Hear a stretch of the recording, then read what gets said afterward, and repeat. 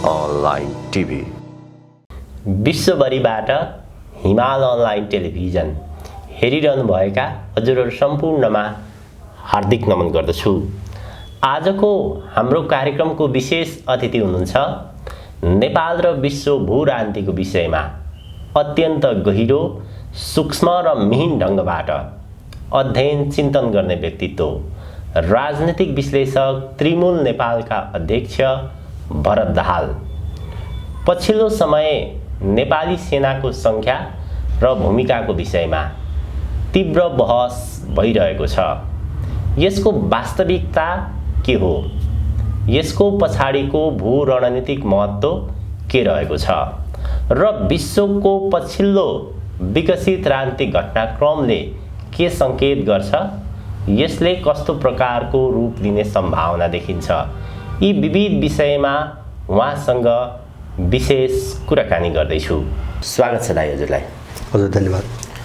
पछिल्लो केही साता सेनाको सङ्ख्या कटौतीको विषयमा निरन्तर कुराहरू उठान भइरहेका छन्। यो स्वाभाविक ढङ्गबाट अगाडि आइरहेको छ कि अथवा कुनै योजनाबद्ध रूपमा नै अगाडि आइरहेको छ? यो सेनाको भूमिका र सेनाको सङ्ख्या कटौतीको विषयलाई कसरी हेर्न सकिन्छ? नेपालको भूराजनीति तपाईँ हेर्दा र केही दशकदेखि नेपालमा जस्ता घटनाहरू हुँदै आए ती सबैलाई चाहिँ तपाईँको एक ठाउँमा ल्याएर हेर्दा यस्ता मुद्दाहरू स्वाभाविक वा व्यक्तिगत कसैलाई लागेर आउँदैनन्, आएका पनि होइनन्। त्यसमा पनि कस्तो हुन्छ भने जस्तो यो प्रयास आज मात्रै होइन, यो धेरै पहिलेको प्रयास हो। जस्तो अहिले सेनाको सङ्ख्या कटौतीको कुरा गर्नुभन्दा अगाडि हामीले अलिकति यसको पृष्ठभूमि, जस्तो दरबार हत्याकाण्ड किन भयो होइन, त्यसका पछाडि अरू धेरै सहायक चिजहरू धेरै छन्, तर मूल रूपमा दुईटा चिजको निम्ति बाटो खोल्नुको निम्ति त्यो काण्ड भएको थियो भन्ने कुरो अब स्पष्ट हुँदैछ। एउटा त नेपालीहरूलाई बाहिर निकाल्ने, देश खाली गर्ने र त्यो खाली ठाउँ चाहिँ विदेशीहरूले भर्ने, त्यो हिसाबले नागरिकता चाहिँ तपाईँको ऐन ल्याइयो, 63 सालमा ल्याइयो। त्यसको देश नराम्रोसँग शिकार हुँदै गएको छ। र दोस्रो तपाईँको जस्तो सत्ता भनेपछि सत्ताको मुख्य चाहिँ तपाईँको अङ्ग भनेकै सेना हो होइन। जस्तो त्यहाँ व्यवस्थापिका हुन्छ, न्यायपालिका हुन्छ, कार्यपालिका हुन्छ, तर मुख्य चिज चाहिँ तपाईँको सेनै हो। यसलाई कसरी ढाल्ने भन्ने दोस्रो रणनीति हो होइन। किन चाहिँ राजा त सेनाका चाहिँ मुख्य परमाधिपति हुन्थे। त्यसैले गर्दाखेरि सेनालाई आफ्नो लगाममा लैजान र उनले बारम्बार दो नागरिकतामा अवरोध पारेका थिए राजा वीरेन्द्रले, त्यसलाई खोल्नको निम्ति गरियो। अब यो दुईटा चिज भयो भने नेपाल चाहिँ सकिन्छ होइन। जस्तो देश पनि विदेशीहरूले भरिने भयो होइन, त्यो एउटा प्रक्रियामा तिनीहरू गइ नै सके। अब सेना चाहिँ तपाईँको समाप्त गरिदिने हो भने बाहिरबाट हुने हस्तक्षेपलाई रोक्ने र अवरोध पार्ने कुनै पनि शक्ति चाहिँ बाँकी चाहिँ रहन्न, त्यो मिसनमा छन्। र सेना आज होइन, यो कोसिस 63 सालको लगत्तै उठेको थियो। जस्तो सेनालाई कसरी चाहिँ सिध्याइदिने भन्ने, जस्तो बिचमा सुरुमा के भन्छ भने 64 सालमा काङ्ग्रेस र मधेसवादीहरू इन्डियन दूतावासभित्र बसेर दलीय रूपमा नेपाली सेनाभित्र 10,000 मधेसी बटालियन, 10,000 सङ्ख्याको मधेसी बटालियन बनाउनुपर्छ भनेर राजदूतलाई अगाडि राखेर एउटा सम्झौता यिनले गरेका थिए होइन। त्यो सम्झौता कहाँबाट आथ्यो भन्छ भने जन्मको आधारको नागरिकता ऐन पारित भइसकेपछि त्यसबाट नागरिकता लिने इन्डियनहरूको बटालियन बनाउने योजनाबाट आथ्यो पहिलो प्रयास। दोस्रो चाहिँ तपाईँको जस्तो बिचमा चाहिँ समावेशीकरणको कुरो उठ्यो। जस्तो सेना भनेपछि त एउटा निश्चित गुणको आधारमा, योग्यताको आधारमा चाहिँ छानिने चिज हो, तर त्यसलाई जातिमा विभाजन गर्ने मुद्दा उठ्यो समावेशीकरणको नाममा। अनि त्यसपछि आयो लामो समयसम्म उठ्यो लोकतान्त्रिकरणको कुरा होइन। भनेपछि त्यो के थियो भन्छ भने जस्तो निजामती कर्मचारी र पुलिसलाई जस्तै होइन झोले बनाउने र कोटामा यिनले चाहिँ तपाईँको सेना नियुक्त गर्ने होइन। सेनाको नयाँ नियुक्ति होस् अथवा चाहिँ त्यहाँ पदको बढुवा सरुवाको कुरा होस्, कोटामा गर्ने, त्यसलाई यिनले लोकतान्त्रिकरण भनेका थिए। र यसका साथसाथै 65 सालमै सेनालाई ठ्याक्कै दुई फ्याक बनाउने हिसाबले कटवाल काण्ड पनि भयो। त्यो पनि हामीले भन्यौँ सेना निशानामा नपरेको होइन, निशानामा पहिलेदेखि छ। तर अब अहिले चाहिँ स्थिति के हो त भन्छ भने जस्तो यो जो आयो नि बोल्ने मान्छे को हुन्, पहिले हामी 2-3टा बाटोमा यसमा हेरौँ। जस्तो सबै पार्टीका मान्छे छन्, तर तिनी पार्टी बिल्कुल मौन छन् होइन। एमालेको एकजना व्यक्ति बोलिन्, होइन, पूर्व मन्त्री एमालेमा हुनुहुन्छ। अब घन्टीको त मिसनै हो, मैले पहिलेदेखि भने हुन्, घन्टीका धेरै मान्छे बोलिसके, काङ्ग्रेसका मान्छे पनि बोलिरहेछन्, कथित युवा पङ्क्तिका काङ्ग्रेसका मान्छे पनि बोलिरहेछन्। अब यो कुन बेला आइरहेछ भन्छ भने दुईवटा प्रसङ्ग, अलिकति चर्चा अलिकति लामो अलिक पछि गरौँला। दुईवटा सन्दर्भ हेर्न जरुरी छ। पहिलो कुरो, नेपालमा एमसिसी पारित भएको छ र संसदबाट अनुमोदन भएपछि त्यो स्वायत्त संस्था भइसकेका छन्, नेपालको नियन्त्रणमा छैन। अमेरिकी कानुन लाग्नेदेखि लिएर दुनियाँभरिका प्रावधानहरू छन्। अब उनीहरूले सुरक्षाको निम्ति भनेर एउटा कार्डनो नाम गरेको अमेरिकन सुरक्षा कम्पनी, निजी कम्पनीलाई पनि उनले टेन्डरबाट भित्राइसकेका छन्, जसको वेबसाइट हेर्दा त्यसले चाहिँ हवाई मामिला र स्थल मामिला हेर्छ, होइन, सामुद्रिक मामिला त्यसले हेर्दैन। जस्तो हतियार आपूर्ति गर्नेदेखि लिएर लजिस्टिकका चिजदेखि लिएर तालिम प्रशिक्षण दिने एउटा कम्पनी ल्याइसके। अब अमेरिकनहरूले यहाँ सेना ल्याउन खोजिरहेछन्, होइन, सेना ल्याउन खोजिरहेछन्। एसपिपी त्यसैको बबन्डर हो, हामीले देख्यौँ। अहिले पनि अर्को ढङ्गले त्यो खेल अझै अगाडि बढिरहेछ। अहिले पुष्पकमल दाहालकै हातमा पनि एउटा प्रस्ताव गएको छ र उनीहरू के चाहन्छन् भन्छ भने गैर सैनिकीकरण भन्छ नि, उनको भाषामा गैर सैनिकीकरण। अहिले संसारका लगभग चाहिँ 1 दर्जन देशहरूमा सेना छैन। यद्यपि कोस्टारिका बाहेक धेरै देशहरू साना टापु छन्, त्यहाँ चाहिँ सेना छैन। तर सबै देशमा के छ भन्छ भने या त अमेरिकन सेना बसिया छ, या ब्रिटिस सेना बसिया छ, या फ्रेन्च सेना बसिया छ, या अस्ट्रेलियन सेना बसिया छ। जस्तो पूर्वी प्रशान्त क्षेत्रमा चाहिँ तपाईँको अस्ट्रेलियन सेना छ। उनीहरू त्यो ठाउँमा नेपाललाई पुर्याउन खोज्या हो र सम्झौता जस्तो सेना यहाँ चाहिँ समाप्त पारिदिने र त्यो ठाउँ चाहिँ अमेरिकन सेनाले लिने रणनीति अन्तर्गत यो आएको हो। यो डिजाइन आजको होइन, मैले भने नि दरबार हत्याकाण्डदेखि सुरु भएको डिजाइन हो। अहिले चाहिँ जो सत्ता वरिपरि छन् नि सबै उनको पकडका, उनले उठाएका र उनले किनिसकेका मान्छे भएको हुनाले यसलाई नेपालीहरूको मनोविज्ञान तौलेर जबरजस्ती गर्नुको निम्ति यिनीहरू चाहिँ यो मुद्दा फेरि उछाल्न सुरु गरेका छन्।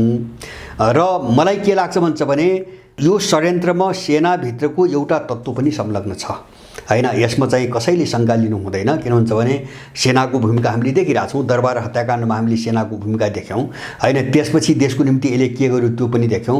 खालि मेरो त कुरा के हुन्छ भने संस्था जोगाउनुपर्छ, होइन। संस्थाभरिको व्यक्ति कोही अपराधी होला, कोही खराब होला, कसैले राजै मार्ने चाहिँ तपाईँको घटनाको तयार पनि भयो होला, होइन। तर त्यसको सबै भागीदार संस्थालाई बनाउनु हुँदैन। भोलि राम्रो मान्छेहरू पनि आउँछन्। संस्था कसरी जोगाउने भन्ने एउटा चुनौती अहिले सबै नेपालीहरूको अगाडि आएको छ र यो सब बनी बनाऊ बिल्कुल नेपाललाई चाहिँ अमेरिकन सेनाको एउटा चाहिँ पुरै एउटा जालोको रूपमा परिणत गरिदिने योजनाबाट आएको हो। र जो बोलिरहेछन् सबै अमेरिकन जासुस मात्रै बोलिरहेछन्, होइन। यो पनि मान्छेहरूले बुझ्नुपर्छ। जस्तो एमालेकै चाहिँ कार्यकर्ता बोलुन्, होइन, उनको पढाइको ब्याकग्राउन्ड, उनको एनजिओमा काम गरेको पृष्ठभूमि, अब त्यसपछि यिनी घन्टीवालाहरू जति बोलिरहेछन् यिनी कहाँबाट आएको हुन्, कहाँ पढ्या हुन्, कसरी पठाइएका हुन्, यिनको राजनीतिक ब्याकग्राउन्ड हिजो के थियो, सबै छर्लङ्ग छ, स्पष्ट छ। अब तपाईँको स्वर्णिमको कुरा गर्नुहुन्छ भने त मैले पहिले पनि भनेको छु, एमसिसीले जो सर्वे सुरु गर्यो नि नेपालमा कस्तो खालको प्रोजेक्ट अगाडि बढाउने, जस्तो ट्रान्समिसन लाइनको कुरो ल्याएको छ अहिले, त्यो सर्वे गर्ने अमेरिकन टिमभित्रको एउटा सदस्य हुन्, होइन। स्वर्णिम वाग्ले भनेको त्यो टिमभित्रको सदस्य हुन्, समर्थक मात्रै होइन। त्यस कारणले मैले के बुझ्छु भन्छ भने उनी स्पेसल्ली अमेरिकनलाई कसरी ल्याउने भन्ने एउटा मिसनमै खटिएका मान्छे हुन्। र एउटा दुःखद र डरलाग्दो अवस्था के छ, के देखिँदैछ भन्छ भने उनले प्रधान सेनापतिलाई मैले भेटेर बोलेँ भनेका छन्, होइन। अब मैले चाहिँ अब यो डिस्कोर्समा अथवा सेनाको सङ्ख्या घटाउने डिस्कोर्समा जानु उपयुक्त हुन्छ भन्ने प्रधान सेनापतिको भाव बुझेर मैले बोलेँ भनेका छन् नम्बर 1।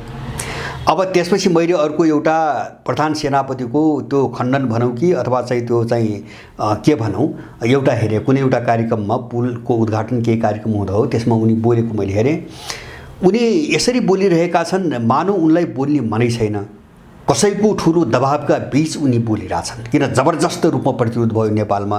मलाई लाग्छ सेनाको विषयमा यत्रो बहस नेपालमा भएको थिएन सार्वजनिक रूपमा, सामाजिक सञ्जालमा जो देख्यो। अब यसको बचाउ पनि गर्नु पर्यो, जनमत ठ्याक्कै एकातिर उल्टियो र भित्र अर्को ढङ्गले काम गरिरहेछन् उनीहरू, होइन। जस्तो स्वर्णिमले त्यति भनिसकेपछि होइन भने त्यो डिस्कोर्समा जानुपर्छ भन्ने मैले बुझेँ भनिसकेपछि या त स्वर्णिमलाई कड्खारामा उभ्याउनु पर्यो, होइन। तर प्रधान सेनापतिको टोन के छ भन्छ भने अब उनले बोल्दै चाहिँ थुक निलेका छन्। उनी बडो असहज ढङ्गले बोलिरहेका छन्, एकदम असहज ढङ्गले। मानौ उनले ठुलो गल्ती कुरा बोलिरहेको छु होइन, मैले एउटा कुरो गरेँ अर्को कुरो मलाई बोल्नु परिरहेछ भन्ने भावमा त्यो बोली आइरहेछ र अब एकदम पाडे भाषामा होइन सेना कटौती गर्न आवश्यक छैन अथवा चाहिँ यो सङ्ख्या अझ बढाउनु पर्ने खाँचो छ, यो भाषा छैन होइन, यो भाषा छैन। सेनाको विभिन्न अहिलेसम्मको काम, प्राकृतिक विपत्ति, सिन्धुपाल्चोक यहाँ उहाँ सबै हेर्दै सेनाको संलग्नता अझ बढाउन सकिन्छ भन्न सकिन्छ भनेर के भनेको थियो? सेनाको संलग्नता अझ बढाउन सकिन्छ भन्न सकिन्छ। संलग्नता भनेको यस्तै घटनाहरूमा संलग्नता हो कि होइन, त्यो बढाउने भने सङ्ख्या बढाउने हो कि अथवा चाहिँ संलग्नता बढाउने भने हो कि, केही पनि प्रश्न छैन। ठ्याक्कै अर्थ नलाग्ने भाषा छ। अर्थ नलाग्ने, सेनाको सङ्ख्या बढाउने भन्ने कुरो छैन। र अब स्वर्णिमको दाबी मलाई हेर्नु भन्छ भने सेनाको एउटा तत्त्व सेना घटाउने योजनामा अगाडि बढेको छ। यसप्रति सेनाको सम्पूर्ण जो र्याङ्क हो एकदमै सजग हुनुपर्ने बेला नेपालमा आइसकेछ। त्यसो भयो भने यहाँ अन्तर्राष्ट्रिय शक्तिको सिधा मुठभेड सुरु हुन्छ, यसमा कुनै शङ्का छैन। सेनाको अहिलेको अवस्था के छ, उनीहरूको भोलिको भूमिका के हुन्छ, यो विषयमा म आउँछु। सेनाको विषयमा जसरी लगातार कुरा उठिरहेको छ, यसको अलिकति आन्तरिक पाटो र बाह्य पाटो, किनभने सेना बलियो भयो भने, सेना रह्यो भने मात्र यी राजनीतिक दलको अथवा सरकारको देशको अस्तित्व रहन्छ। सेना घटाउनुको कारण यो भित्रको आन्तरिक समस्या के छ र विशेष गरी अमेरिका लगायत पश्चिमा राष्ट्रहरूको मुख्य इन्ट्रेस्ट चाहिँ के छ? अलिकति आन्तरिक र बाह्य पाटो जस्तो आन्तरिक समस्या के हो भन्छ भने मैले भने नि जस्तो केही चाहिँ जघन्य अपराधहरूमा सेना प्रयोग भएको छ नेपालमा, जस्तो दरबार हत्याकाण्ड। जति नाटक गरे पनि सेनाको संलग्नता छ भन्ने कुरा कसरी पनि इन्कार गर्न सक्ने कुरा होइन, नम्बर 1। दोस्रो, अब त्यसपछिका सबै घटनाहरू हेर्ने हो भने सेनाको अहिलेसम्मको नेतृत्वले देशको निम्ति केही पनि गरेको छैन। केही पनि, मैले नेतृत्वको कुरा गरेँ है, मैले संस्थाको कुरा गरेको छैन, केही पनि गरेको छैन। जस्तो यत्रो चाहिँ तपाईँको सारा इन्डियन पुलिस चाहिँ नेपालमा आछन्, मान्छे पक्रेका छन्, मारेका छन्, इन्डियन सेना आउँछ होइन, यत्रो सिमाना अतिक्रमण भएको छ, यत्रो जमिन लुटिएको छ, कुनै पनि ठाउँमा सेना जाँदैन होइन। उसले चाहिँ सरकारको आदेश भए भन्छ, सरकारको आदेश भए मात्रै गर्ने हो, आफ्नो तर्फबाट भूमिका नहुने हो, सरकारलाई चाहिँ चुनौती नदिने हो, दललाई दबाब नदिने हो भने र उसले गरिदिएपछि मात्रै सोचौँला भन्ने हो भने त्यो सेना र चाहिँ तपाईँको वाइसिएल चाहिँ युथ फोर्स र तरुण दलमा फरक केही पनि फरक छैन होइन। यिनै दलालहरूको चाहिँ तपाईँको एउटा झोरे सङ्गठनको रूपमा चाहिँ त्यो छ भन्ने कुरा बुझिन्छ। अब उसको त्यहाँ पनि भूमिका छैन र उनीहरूले विदेशीहरूले के गरे भन्छ भने जस्तो दरबार हत्याकाण्डपछि त्योभन्दा पहिले पनि त गर्थे अलिअलि, जस्तो यसलाई ठ्याक्कै एउटा व्यापारिक घराना बनाइदिए। जस्तो यो चाहिँ तपाईँको आर्थिक कारोबारमा लम्पट छ, घर जग्गा कारोबारदेखि लिएर तेलको कारोबार होइन, कतै निर्माणको कारोबार, ठ्याक्कै कारोबारमा छ। अब सेना हुनुको नाताले काम कहाँ गरेछ त? त्यो एउटै ठाउँ हो, त्यो हो शान्ति सेना। यसले गरेको भनेको शान्ति सेना हो। मेरो प्रश्न बुझाइ के हुन्छ भने त्यो भनेको साम्राज्यवादीहरूले उनका विरुद्धमा लड्ने मान्छे जहाँ जहाँ मार्न खटाए त्यहाँ खट्याछ होइन। शान्ति सेना राष्ट्रसङ्घले खटाउने भनेको तपाईँको सामान्य मान्छेलाई मार्न खटाउने हो होइन। राष्ट्रसङ्घले खटाउने भनेको त्यो अमेरिकाले खटाउने हो, त्यो युरोपियनले खटाउने हो होला, त्यहाँभित्र अरू देश पनि छन् सदस्य होइन। तर त्यो प्रतिरोध जहाँ हुन्छ, जहाँ चाहिँ तपाईँको यिनको अत्याचारको विरुद्धमा चाहिँ एउटा कारबाही हुन्छ, उनलाई मार्न र दबाउनुको निम्ति यिनले शान्ति सेनामा पठाउने गरेका छन्। अब त्यो बाहेक पनि सेनाको अर्को समस्या के हो भन्छ भने अब यहाँभित्रका धेरै मान्छे बिकिसकेका छन् होइन, त्यो साम्राज्यहरूबाट बिकिसकेका छन्, पैसा खाइसकेका छन् होइन। जस्तो धेरै मान्छे त के देखिन्छ भने यहाँ जघन्य अपराधमा चाहिँ तपाईँको सामेल हुने अनि अवकाश भए चाहिँ गएर विदेश बस्ने। ल यो चाहिँ विभिन्न अपराधमा मुछिएका हिजोका जर्नल सेनापतिहरू या त अहिले अमेरिकामा छन् या त इन्डिया छन्, उनको देशै होइन यो, उनको देशै होइन, उनी त्यो ढङ्गले बिगिसकेका छन्। एउटा समस्या, यिनको आन्तरिक समस्या चरित्र नष्ट भयो। सेनामा हुनुपर्ने चरित्र यो सेनामा छैन होइन। सेनाको चाहिँ र्याङ्कमा त्यो चरित्र छैन, एउटा ठुलो समस्या होइन। माने सेना प्रोफेसनल भयो नि, क्या व्यापारी भयो, पैसाका पछि लाग्यो र अर्को काम गर्ने भयो होइन, सेनाको समस्या। दोस्रो सेनाको आन्तरिक समस्या के हो भन्छ भने मैले एक दुई पटक पहिले पनि उठाएको थिएँ र यसलाई अब चाहिँ यो घटनापछि अलिकति बहसमा लैजानु पर्ने भयो। माने नेपालको सुरक्षा प्रणालीमा जबसम्म नागरिकहरूलाई जोडिँदैन र अब यो सेनालाई जसरी ब्यारेकमा राखेर बुङ्गुर पाले जस्तो भइरहेछ नि, जनताबाट बिल्कुल कटेको, समुदायबाट बिल्कुल कटेको, यसले त के गर्छ भन्छ भने यसले त समुदायलाई नेपालले दुश्मन ठान्छ यसले होइन। अस्ति पनि त्यो चाहिँ प्रधान सेनापतिको कुरो सुने, उनले चाहिँ आन्तरिक द्वन्द्व को उठाछन् के अरे प्राकृतिक विपत्ति बाढी पहिरो भूस्खलनदेखि लिएर आन्तरिक द्वन्द्वको कुरा उठाछन् तर विदेशीहरूले नेपालमाथि गरे अत्याचारको एक शब्द पनि उनको मुखबाट आउँदैन हैन यत्रो सीमा अतिक्रमण भएको छ माने उनीहरू चाहिँ कस्तो भइदियो भन्छ भने समुदायबाट अलग राखेर यो संरचना बनाइयो हैन नागरिक विरोधी संरचना बनाइयो नागरिकलाई दबाउनुपर्छ भन्ने स्कुलिङमा गयो त्यसकारणले आम चाहिँ समुदायलाई यो सुरक्षा प्रणालीसँग नजुटिकन सुरक्षा प्रणाली भनेको सबै मान्छेलाई सैन्य तालिम दिने भने हैन तर चाहिँ मान्छेलाई कुन ठाउँमा चाहिँ सुरक्षाको कोणबाट कसरी प्रशिक्षित गर्न सकिन्छ जस्तो एउटा समुदायले बाढी प्रकोपबाट लड्ने तालिम लिन सक्ला कसैले चाहिँ तपाईको सीमानाको सुरक्षा गर्ने तालिम लिन सक्ला कसैले चाहिँ आगजनी विरुद्ध तालिम लिन सक्ला तर समुदायलाई सुरक्षा प्रणालीसँग नजोड्ने हो भने सेनाले काम गर्दैन हैन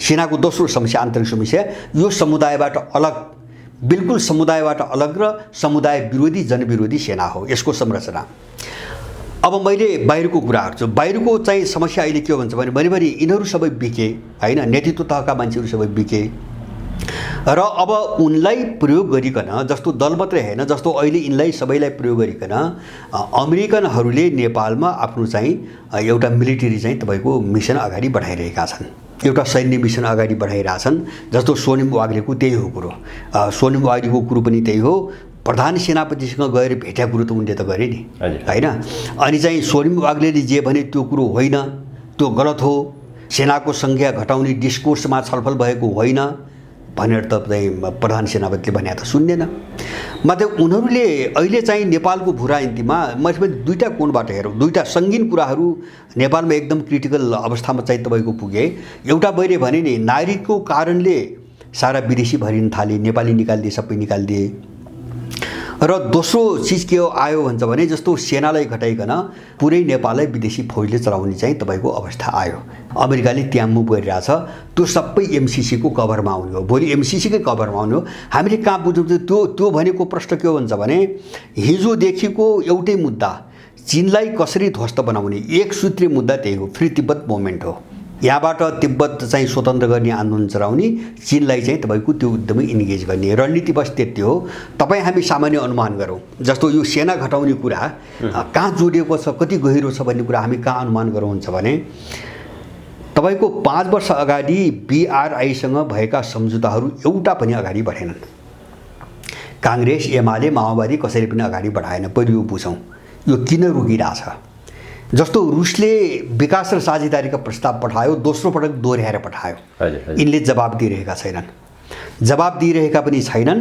र त्यसलाई पेन्डिङमा राखेर गर्न खोजिरहेछन् किन भन्छ भने यहाँ सवाल के छ भन्छ भने अमेरिकाको त्यो एमसीसी भन्ने सम्झौतामा पूर्वाञ्चलदेखि मध्य पश्चिमाञ्चलको इलाका किटान गरेछ परिधो भाषा हामीले बुझौँ त्यसले सेती महाकाली बाहेक सबै नेपाल ओगट्छ हैन सबै नेपाल ओगट्छ त्यति मात्रै हैन हामी त्यहाँ गहिरो कुरो बुझ्नुपर्ने के छ भन्छ भने जस्तो त्यो सम्झौता ट्रान्समिसन लाइन बनाउन आएको रे एमसीसी त्यो पनि अनुदान तर उले सम्झौतामा सडकको कुरा गरेछ नयाँ सडक बनाउने सडक मर्मत गर्ने हैन अनि सडक बोर्ड बनाछ विद्युत नियमन निकाय बनाछ हैन खरिद बोर्ड बनाछ त्यसलाई विद्युत निकाय किन चाहियो हैन खेल अर्कै छ अब विद्युत निकाय किन चाहियो त भन्छ भने उसको ट्रान्समिसन लाइनको कनेक्सन गोरखपुर छ नेपालमा छैन इन्डियासँग मिलेर त्यो विद्युतलाई उसले अन्तै दुरुपयोग गर्न खोजेको छ उसको प्रोजेक्ट सुत्तै छ त्यसकारणले उसले चाहिँ त्यसलाई चलाउन विद्युत निकाय बनाछ हैन उले चाहिँ तपाईको के रे सडक बोर्ड बनाछ त्यो पनि रणनीति सडक छ र त्यो सम्झौतामा के सम्बन्ध छ भन्छ भने त्यो सडकमा कर लगाउने अधिकार पनि सडक बोर्डलाई छ हुन्छ भन्ने भनेको छ सडक बोर्डलाई भनेको छ यस्ता धेरै चीज छन् र त्यहाँ के पनि छ भन्छ भने त्यो एमसीसी को 5 वर्षपछि एमसीसी भनी एउटा कम्पनी हैन को अवधि सकिन्छ तर उसले बनाएका जुन निकाय हुन् ती निकायहरू खारेज हुँदैनन् प्रष्ट छ भनेपछि सडक बोर्ड खारेज हुँदैन विद्युत नियमन निकाय खारेज हुँदैन खरिद बोर्ड खारेज हुँदैन त्यसले खोलेको खाता खारेज हुँदैन हैन जुन चीजमा नेपालको पहुँच छैन भनेपछि यिनी सधैँको निमित्त बस्ने भए अमेरिका त्यो ढङ्गले आउँदैछ भोलि त तिनलाई ह्यान्डल गर्ने हो तिनको सुरक्षाको नाममा तिनलाई ह्यान्डल गर्ने गरी अमेरिकाले यहाँ सेना ल्याउन खोजेको छ बस यो मिसन भन्दा बढी यहाँ केही पनि छैन अमेरिकनको एक सूत्रीय एजेन्डा त्यही हो अहिले त्यसमा थप के भयो भन्छ भने रुस जोडियो। मैले भने नि रुसको प्रस्ताव रोक्ने कारण त्यही हो, चीनको BRI को प्रस्ताव रोक्ने कारण त्यही हो, किन नेपालको भूगोललाई एउटा यस्तो सेक्रेट इलाका बनाउन खोजिरहेछ जहाँ अमेरिकाले सबै काम निर्भीकतापूर्वक गर्न पाओस् हैन। अब अहिले BRI पनि अगाडि बढ्न दिने। अब रुसको त के सम्बन्ध छ भन्छ भने मेचीदेखि महाकालीसम्म चाहिँ तपाईको ट्रेनको कुरा छ, रेल लाइनको कुरा छ, रेल लाइन बनाउने कुरा छ। अब यो रुसको रेल लाइन मेची, सायद मलाई के लाग्छ भने रुसले पनि यो सबै बुझेर प्रस्ताव ल्याइरहेछ हैन। मेचीदेखि महाकालीसम्म रेल लाइन बनाइदिनु भने त त्यो अमेरिकाले बनाउन खोजेको सेक्रेट ठाउँ, गोप्य ठाउँ त रहँदैन नि, त्यसले त क्रस गर्छ हैन। अथवा चीनका BRI का धेरै प्रोजेक्ट छन्, जस्तो उत्तरदेखि दक्षिणसम्मका 3टा हाइवेका कुराहरू छन् हैन, अरू धेरै कुराहरू छन्। तर यो सबै चिरिन्छ, उसको योजनै चिरिन्छ अमेरिकाको। त्यसकारणले त्यसलाई कसरी ब्लक गर्ने भन्नेमा छन् उनीहरू। अहिले यो जबरजस्ती भइरहेछ नि, त्यसकारणले यो बहस चाहिँ मामुली मैले किन देख्दैन भन्छ भने अमेरिकनहरूले अन्तिम शक्ति लगाउँछन्। अब सेनाको नेतृत्वबाट मैले खतरा त्यहाँ देख्छु, किन उनको हातको मान्छे भए हुनाले यिनीहरू अब सधैँभरि त्यो भूमिका खेल्दै आएको हुनाले। त्यो भूमिका मात्रै किन, यदि चाहिँ यिनीहरू सच्चा इमान्दार तपाईँको हुन्थे भने, जस्तो अमेरिकाको इन्डो पेसिफिक रणनीतिको दस्तावेज हेर्नुहोस् अथवा अमेरिकाको सेक्युरिटी चाहिँ स्ट्रेटेजी हैन, सुरक्षा रणनीति सम्बन्धी दस्तावेज हेर्नुहोस्, नेपाल सोफामा पनि संलग्न भएको, SPP को पनि चाहिँ तपाईँको पार्टनर भएको कुरो स्पष्ट त्यहाँ डकुमेन्ट्समा छ। यिनले होइन भनिरहेछन् यहाँ, SPP मा त्यत्रो विवाद आयो, होइन भनेपछि त अमेरिकाले चेतावनी दिनु पर्यो नि। उसले दस्तावेजमा के आधारमा राखिरहेछ हैन, बगैँदा SPP को पार्टनर हो नेपाल लेखिरहेछ। र सोफाको कार्यक्रम हैन, सोफाको कार्यक्रममा चाहिँ उसको सैन्य एउटा प्रोग्राम छ, त्यसमा सामेल भएको त तपाईको 2 दशक भइसक्यो। माने यस्ता गतिविधिहरू यहाँ भित्रबाट भइरहेछन्, नेपालीहरूलाई छल्न ढाँट्नको निम्ति नक्कली कुराहरू भइरहेछन्। अब हामीसँग एउटै उपाय के हो भन्छ भने, जस्तो यहाँ मैले भने नि दलहरूको मौनता, यिनी अपराधीहरूको जो मौनता हामी हेरौँ हैन। यहाँ व्यक्तिको कुरा मात्रै छैन, यहाँ काङ्ग्रेस माओवादी त सुरुकै प्रस्तावक हो, यो हातै हालेको हो, कौरवार्गनमा हातै हालेको हो।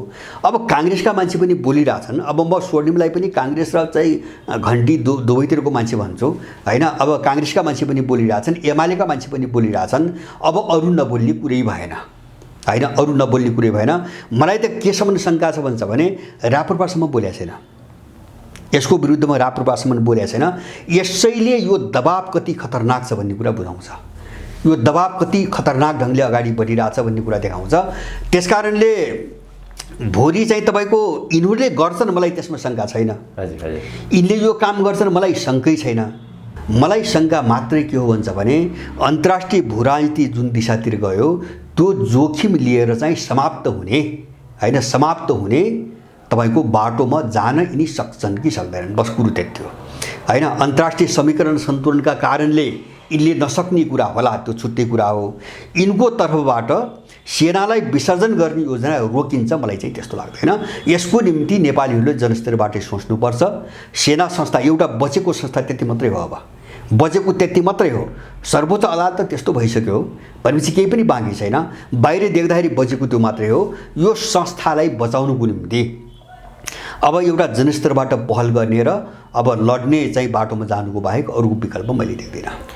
सेनाको अहिलेको जो निरीह भूमिका छ, यसमा चाहिँ विशेष गरी सेनाको केही माथिल्लो पङ्क्ति विदेशी मिसनसँग जोडिएको छ भनेर यहाँले भन्नुभयो नि। यो परिस्थितिमा अन्तर्राष्ट्रिय भू राजनीति जसरी अगाडि बढिरहेको छ, यो परिस्थितिमा चाहिँ सिङ्गो नेपाली सेनाको एउटा संस्था नै त्यही लाइनतर्फ जान्छ कि संस्थाभित्र विद्रोह हुन सक्ने सम्भावना रहन्छ? कस्तो देखिन्छ यो अहिले? होइन, मैले जस्तो सामान्य मनोविज्ञान हेर्दाखेरि जस्तो तलका सिपाहीहरूको त यो अपराधिक सोच हुने कुरै भएन, बिचारा सबै निर्दोष छन्। अब समस्या माथि नेतृत्वमा मात्रै हो, नेतृत्वमा पनि सबै होइन हैन। सबै मान्छे चाहिँ बिकिसकेका छन्, सबैलाई किनिसकेका छन्। म त्यो भन्न चाहन्न, केही मानिसहरू तर यो स्थिति आयो भने सेनामा विद्रोह हुन्छ, त्यसमा मलाई शङ्का छैन। विद्रोह हुन्छ होला, त्यहाँभित्र चाहिँ पहल गर्ने अथवा चाहिँ अब नेतृत्व गर्ने मान्छेको समस्या होला। तर त्यो समस्या पनि अब केले हल गर्छ भन्छ भने अन्तर्राष्ट्रिय भू राजनीति त्यसको समाधान गर्छ जस्तो मलाई लाग्छ। मलाई त्यो चाहिँ लाग्छ। त्यो मात्रै होइन, स्थिति कहाँ गयो भन्छ भने मेरो तर्फबाट त मैले त केसम्म भन्छु भने, यदि अमेरिकन सेनालाई ल्याउनुको निम्ति सेना विघटन गर्ने बाटोमा कोही जान्छन् भने सबै नेपालीहरूले रुस र चीनलाई हात हाल्नुको निम्ति अभिनय गर्नुपर्छ। देश त बचाउनु पर्यो नि, यिनीसँग त जुझ्नु पर्यो नि त। जस्तो हामी निरीह, यिनीसँग चाहिँ तपाईँको बन्दुक छ, हतियार छ, यिनीसँग साम्राज्यवादी छ होइन, अनि हामी निरीह मान्छेहरू चाहिँ यिनको हातबाट मारिने होइन, अथवा हामीले देश चाहिँ तपाईँको मार्न दिने, सिद्ध्याइदिने, त्यसको देश रक्षाको निम्ति अर्को अन्तर्राष्ट्रिय शक्तिका हार गुहार लगाउनु पर्छ भने पनि त्यो बाटोमा जानुपर्छ। त्यो सेनाको पङ्क्ति पनि जानुपर्छ, त्यो राज्यको अर्को निकायको पङ्क्ति पनि जानुपर्छ, त्यो हर नेपाली पनि जानुपर्छ होइन।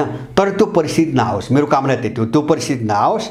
र जानुपर्छ मात्रै होइन कि त्यो जान्छ, मलाई प्रश्न लाग्छ। मैले तपाईँसँगै पहिले पनि भनेको छु, जस्तो चीन र रुसले 1 वर्ष अगाडि एउटा कानुन पारित गरेका छन्। कुनै पनि अर्को दोस्रो देशमा तेस्रो देशमा आफ्नो देशको सार्वभौम सत्ता र अखण्डताका विरुद्ध कुनै चाहिँ काम भयो, कसैले काम अगाडि बढायो भने त्यो देशमा सिधै सैन्य अपरेसन गर्न सक्ने भन्ने बाटो गएको 2022 को जुनमा चीनले त्यो कानुन पारित गरेका छ।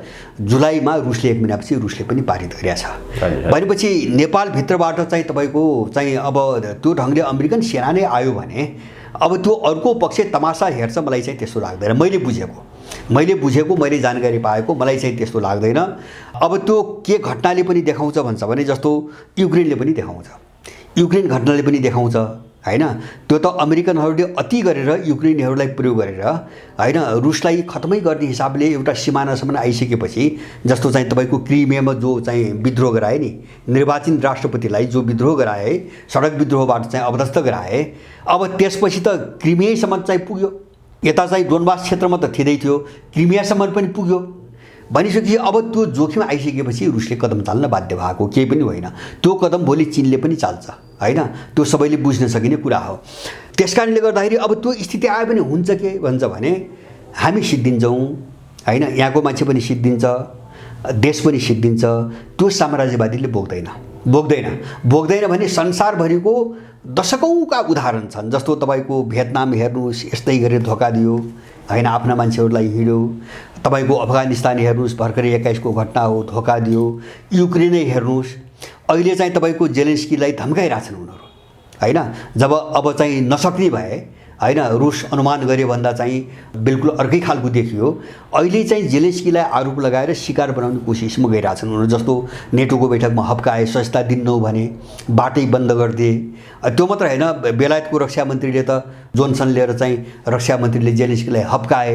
र मैले त फोटो हेरेँ, एउटा फोटो पनि हेरेँ, यस्तो नियोजित रूपमा बेइज्जती गरिदिए जेलेन्स्कीको। त्यो नेटो बैठकमा जो लिथुआनियामा भयो, सबै एक आपसमा भेटघाटमा इन्डिकेट छन्। एउटा फोटो आएको छ, त्यो जेलेन्स्की एक्लै उभिएको छ, कोहीसँग छैन होइन।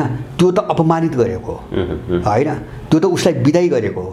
उनीहरू गर्ने त्यही हो, सिध्याइदिने, त्यसपछि चाहिँ तपाईँको नसकेपछि यहाँबाट हिँड्ने। अब त्यसकारणले गर्दाखेरि अब जो मतियार छन् होइन, कोही एकदम क्रिमिनल देशकै विरुद्धको मिसनमा लागेका छन् भने तिनको छुट्टै कुरा, कोही भ्रममा छन्, दबावमा छन् भने उनीहरू समयमा स्पष्ट हुनुपर्छ। साम्राज्यवादले प्रयोग गर्छ र सिध्याइदिन्छ होइन। अब हेर्ने कसैलाई पनि होइन। त्यत्रो उचाल्यो ताइवान र चाहिँ तपाईँको चीनको दुश्मनी क्लाइमेक्समा पुर्याएर अहिले चीनसँग सम्बन्ध सुधार गर्ने भनेर अमेरिकन के लागिरहेछ आफ्नो बचाउको निम्ति भन्छ भने तारन्तार महिनै पछि भ्रमण। जो बाइडेनको G20 चाहिँ सीसँगको भेटवार्तापछि ब्लिङ्केनको भ्रमण, उनको चाहिँ अर्थमन्त्रीको भ्रमण, अनि चाहिँ अर्को एउटा गएको छ अहिले के अरे यो पर्यावरण सङ्कट सम्बन्धी छलफलमा जोन केरी होइन, उसको भ्रमण। अनि चाहिँ हिजो मिडियामा समाचार आएअनुसार हेनरी किसिन्जरलाई पठाए 51 वर्षपछि होइन, जो चीनसँग सम्बन्ध सुधार गर्न चाहिँ गएको थिए 1972 मा। हेनरी किसिन्जर चीनमा छन् अहिले। उनीहरू चीनसँग सम्बन्ध सुधार गर्न लागिरहेछन्। किन भोलि जो सङ्कट देखिरहेछन् नि चीनसँग चाहिँ सम्बन्ध खराब हुँदा, त्यसबाट जोगिन चाहिँ तपाईँको ताइवानलाई त फसाए नि त उनीहरूले। एउटा दुश्मनी पुर्याए ताइवानलाई त शिकार त बनाए। अब उनी चीनसँग सम्बन्ध सुधार गर्न लागे, भोलि नेपालमा त्यही हुने हो। त्यसकारणले गर्दाखेरि अहिलेको संसार कस्तो हो भन्छ भने एकदमै चाहिँ असामान्य परिस्थितिबाट गुज्रिरहेछ। पहिले हामीले बुझ्नुपर्ने कुरा असामान्य एबनर्मल परिस्थितिबाट गुज्रिरहेछ। र विश्वको यो जो लडाइँ आछ तपाईँको, जस्तो नेपालमा स्थानीय रूपमा कुरा गर्दाखेरि पनि, जस्तो नेपाल भनौँ, इन्डिया भनौँ, अथवा चाहिँ तपाईँको युक्रेन भनौँ, अमेरिका, सबैतिर छ यो आफ्नो रूपको आफ्नो ढङ्गको आफ्ना मुद्दा छन्। तर चाहिँ सबै देशहरू पनि एउटा चरम उथल पुथलको बिचबाट गुज्रिरहेका छन् धेरै देशहरू र विश्वको भू राजनीति पनि त्यही हो। यो के हो भन्छ भने एउटा युगान्तकारी ध्रुवीकरण भइरहेछ, एउटा युगका विरुद्धको ध्रुवीकरण हो यो। जस्तो म जो बोलिरहेको छु नि, तथाकथित सुगौली सन्धिको नाममा त्यसपछि नेपालमा जे लादियो यो युगको अन्त्यको कुरा गरिरहेको छु। नेपाल नत्र काम लाग्दैन हैन। जस्तो चाहिँ तपाईँको अहिले युक्रेन द्वन्द्वसँग जोडेर जे मुद्दा आए ती चाहिँ गैर पश्चिमाकरण, नयाँ विश्व व्यवस्था अथवा चाहिँ अमेरिकन प्रभुत्वको एक विश्वका विरुद्धमा चाहिँ मल्टिपोलराइजेसन हैन, बहुध्रुवीयता बहुपक्षीयताका कुराहरू आइरहेछन्। त्यसकारणले अब यो लडाइँमा बिचमा खेल्ने ठाउँ छैन। मैले भन्न खोजेको यति हो, यहाँ खेल्ने ठाउँ छैन, कसैले कोसिस गर्दै नगरे हुन्छ। जस्तो नेपालको भू राजनीतिमा यस्ता चाहिँ प्रहसन विदेशीले धेरै गराए नि त किन काम लागेनन्। जस्तो बाबुरामको एउटा प्रहसन देख्यौँ नि हामीले नयाँ शक्तिको नाममा, किन बनेन? व्यक्तित्व त थियो नि त, त्यो पार्टी बनाउँदासम्म त व्यक्तित्व त थियो हैन। साम्राज्यवादको सबै चाहिँ तपाईँको साथ थियो, पैसाको साथ थियो, प्रचारको प्रोपगन्डाको साथ थियो, किन बनेन पार्टी हैन। जस्तो पछाडि चाहिँ साझा पार्टी आयो, किन बनेन पार्टी? अथवा चाहिँ तपाईँको यही घन्टीको चाहिँ तपाईँको चुनावको बेला र चाहिँ तपाईँको अहिलेको स्थिति हेर्नुहोस्, तपाईँको 60% कटौती भइसक्यो, 60%। र शङ्काको कुरा गर्नुहुन्छ भने लगभग सबै मान्छेहरू सशङ्कित भइसकेका छन्। किन चल्दैन भन्छ भने त्यो बिचमा खेल्ने कुनै कडी नै छैन। भू राजनीति यति सङ्कटग्रस्त छ, बिचमा खेल्ने वारपारको लडाइँ छ। मैले भने युगका विरुद्धको लडाइँ हो, पुरानो र नयाँ युगको लडाइँ हो, बिचमा खेल्ने ठाउँ छैन। र यो दुईटालाई लडाइँलाई कहीँ मिलाउने बिन्दु पनि छैन हैन। अब यो नयाँ युग र पुरानो युगको लडाइँलाई कहाँनिर लगेर जोडेर तपाईँ मिलाउँछ वार्ताबाट, मिल्ने छाड पनि छैन। युक्रेन द्वन्द्व समस्या त्यही हो। यहाँ चाहिँ यो नक्कली कुरा गरेर चाहिँ पार लागिँदैन। जस्तो सेनाको सन्दर्भ के हो भन्छ भने अमेरिकन डकुमेन्ट्स हेर्ने हो भने यहाँको सेना इन्डो पेसिफिक रणनीतिमा पनि संलग्न छ। मैले अमेरिकन दस्तावेजको कुरा गरेको। अब केपी ओलीको परराष्ट्र मन्त्री त माइक पेम्पोसँग गएर अमेरिकामा हामी चाहिँ इन्डो पेसिफिकको त्यो क्षेत्रको नेता बन्छौँ भनेर हस्ताक्षर गरेका हैन कुराहरू पनि त्यो बेला आए। अमेरिकामा गएर हस्ताक्षर गरेका अब हामीले लिडिङ भूमिका खेल्न सक्छौँ, खेल्न चाहन्छौँ भनेर बोलेका कुराहरू पनि आए। इन्डो पेसिफिकमा पनि यिनी सामेल छन्, शोभामा पनि तपाईँको सामेल छन्, एसपिपीमा पनि अमेरिकाले तपाईँको पार्टनरको रूपमा आफ्नो दस्तावेजमा राखिरहेछ र अहिले चाहिँ भूमिका पनि यस्तो छ भनेपछि यसको चाहिँ सम्भावित के हो भन्छ भने दुईटा अप्सन हो। मैले भने अर्को केही पनि छैन बाटो, माने तीनटा बाटोबाट जान्छ। या अब सेनाले देश हेरिकन, देश मात्र हेर्न, देश नहेरुन्डे उनका सन्तान त होला नि त हैन, उनी होलान्, उनका सन्तान होलान् हैन, सबैको मुख हेरिकन या त यो गम्भीरता, यो जोखिम, विश्वको जो जोखिम छ नि यसलाई हेरेर ठाउँमा बस्नु पर्यो हैन। एउटा स्वतन्त्र देशको सेनाको नाताले स्वतन्त्रै भएर बस्नु पर्यो। यहाँ कसैको पक्षमा उभिन जरुरी छैन, न चीनको पक्षमा, न अमेरिकाको पक्षमा, न रुसको पक्षमा, न इन्डियाको पक्षमा। स्वतन्त्र भएर एउटा देशभक्तिर बस्नु पर्यो, सबभन्दा राम्रो बाटो त्यो हो। अब त्यो हुँदैन भने दुईटा अब अप्सन के हुनु भन्छ भने द्वन्द्वले चाहिँ विभाजन ल्याउँछ, त्यहाँभित्र पनि ल्याउँछ। यदि द्वन्द्वमा बल्झियो भने किन त्यहाँभित्र सबै भात र दलाली त छैन नि त। जस्तो सिपाही कहाँको दलाल छ बिचरा, एउटा चाहिँ इमान्दारीको आफ्नो कर्तव्य निर्वाह गर्न जागिर खाएर बसेको छ, खटाइ गर्छ हैन, मर्छ। त्यसैले गर्दाखेरि विद्रोह हुन्छ। विद्रोह केले गराउँछ भन्छ भने अन्तर्राष्ट्रिय शक्तिहरूको संलग्नताले विद्रोह गराउँछ। किन अर्को पक्ष त खेल्ने भयो नि त। अब जस्तो एउटा पक्ष अहिलेको नेतृत्व अमेरिकनहरूको, अमेरिकन सेना लाउने भूमिकामा गयो वा उनले जे रणनीति बनाएको छन् त्यो त्यसको पक्षमा गयो भने जसको अर्को अन्तर्राष्ट्रिय शक्तिले अब यहाँभित्र हात हाल्दैन त भन्न त सकिन्न हैन। सकिन्न मात्र हैन, हाल्छ नै हैन, त्यो सबैले बुझेको कुरो हो। अब यसले गर्दाखेरि एउटा आन्तरिक विद्रोहमा सेना फस्छ। आन्तरिक विद्रोहमा फस्छ, मारकाट त्यही सुरु हुन्छ। नम्बर दोस्रो त्यो अन्तर्राष्ट्रिय टक्राउबाटै सुरु हुन्छ। तेस्रो चिज के हो भन्छ भने यो ट्र्याकमा तपाईँको आएन, भोलि चाहिँ यिनले सम्झौता गरे, अमेरिकन सेना चाहिँ यहाँ विभिन्न बहानामा विभिन्न रूपमा आउने चाहिँ तपाईँको स्थिति रह्यो भने हैन, त्यसले के हुन्छ भने एउटा प्रतिरोधलाई जन्माउँछ, जनस्तरबाट प्रतिरोधलाई जन्माउँछ र एउटा सेना जनस्तरबाटै निर्माण हुन सुरु गर्छ हैन, पब्लिक स्तरबाटै एउटा सेना निर्माण हुन सुरु गर्छ। त्यसले यसलाई विस्थापित गर्छ। त्यस्तो घटनाहरू संसारमा धेरै भएका छन् र अहिले पनि धेरै ठाउँमा त्यस्तो छ। त्यसकारणले अब यो पछिल्लो दुईटा जोखिममा सेना जान्छ कि जाँदैन म भन्न सक्दिनँ हैन। सेनाभित्रै हुने विद्रोह र यसलाई रोक्ने ताकत उनको छ, मलाई त्यो कति पनि विश्वास छैन विश्वको भू राजनीति हेर्दा। र एउटा जनस्तरबाट निर्माण हुने सेना हैन, देशको रक्षाको निम्ति प्रतिरोधका बाटोबाट चाहिँ निर्माण हुने सेना। अब यो दुईटा जोखिम नमोल्ने हो र अब पतनको बाटोमा नजाने हो भने त्यो करेक्सन हुनुको विकल्प छैन, बरु विकल्प केही पनि छैन। मैले सुनेको के हो भन्छ भने, मैले पाएको सूचना, मैले पहिले 601 पटक पुष्पकमल दाहाल प्रधानमन्त्री हुने बित्तिकै अमेरिकनहरूले एउटा चाहिँ सैन्य सम्झौताको प्रस्ताव उनको हातमा दिइसकेका छन्, मैले त्यो सूचना पाएको थिएँ। अहिले विस्तृतमा बुझ्दाखेरि अब धेरै गहिरा कुराहरू, गम्भीर कुराहरू आएका छन्। जस्तो एसपीपीको असफलतापछि अमेरिकाले उसले चाहिँ 2004 पछि विकास गरेको एउटा रणनीति छ, त्यसलाई उनी लिलीप्याड मोडेल भन्छन्। लिलीप्याडको नाम बोलीचालीको नाम हो। अब यसले के हुन्छ भने, जस्तो यिनको क्याम्प हुँदैन, ब्यारेक हुँदैन हैन, विभिन्न शीर्षकमा साना साना टुकडीहरू, जस्तो 5-7 जना, 8-10 जना, 10-15 जना, 2-3 जना को सङ्ख्यामा उपस्थित हुने, त्यसलाई यिनीहरूले अस्थायी भन्छन्, प्रिभेन्टिभ भन्छन्। अब अथवा चाहिँ रोकथामको निम्ति कुनै खतरा। अनि विभिन्न देशमा कसरी सम्झौता गरेका छन् हुन्छ भने, कतै आतङ्कवादको विरुद्धमा, कतै चाहिँ प्राकृतिक विपत्ति, कतै लागु औषध कारोबार विरुद्ध, कसै तालिम, कतै चाहिँ तपाईँको प्रशिक्षण हैन। सङ्ख्या हेर्दाखेरि 4-5 जनाको पनि हुन्छ, त्यसलाई ब्यारेक र चाहिँ तपाईँको क्याम्प त भन्न त भएन। हेर्दाखेरि सहयोग गर्न आस्तो देखिन्छ, तर तिनलाई उनले एक ठाउँबाट कोअर्डिनेसन गरिरहेका हुन्छन्। त्यो जालो, देशैभरि जालो बिछ्याउने योजनामा अमेरिका आइरहेको छ पछिल्लो कालमा, र त्यसको निम्ति उसले बाटो खोलेको छ, जस्तो एमसिसीमा खोलेको छ। मैले भने नि, मैले अघि नै पनि भने तपाईँलाई, अब यिनीहरूलाई लजिस्टिकदेखि लिएर तालिम र हतियार सारा दिने चाहिँ कार्नो कम्पनी बसिसकेको छ, ल्याइसकेको छ। त्यो खड्गबहादुर बिष्ट र कुलमान किसिङ बसिया छन् नि, त्यो सिआइए बोर्ड, त्यसले चाहिँ कार्नो भन्ने अमेरिकन कम्पनी ल्याइसकेको छ। अब बाँकी रह्यो के भन्छ भने, काम गर्ने म्यान पावर। अमेरिका त्यसको निम्ति आछ, र त्यही सुरक्षा कम्पनी जब आयो भने त्यो एमसिसीको सुरक्षाको निम्ति आछ। हामी त्यति बुझ्नु पऱ्यो नि। त्यो सुरक्षा कहाँ यिनले कुरो कहाँ उठाउँछ भने, सडकको सुरक्षा भोलि हुने त्यही हो। जो सडक बोर्ड मैले भने नि हैन, विद्युत टावरको सुरक्षा, अथवा भोलि विद्युत सप्लाई भएर कुनै काम गर्ला त्यसको सुरक्षा।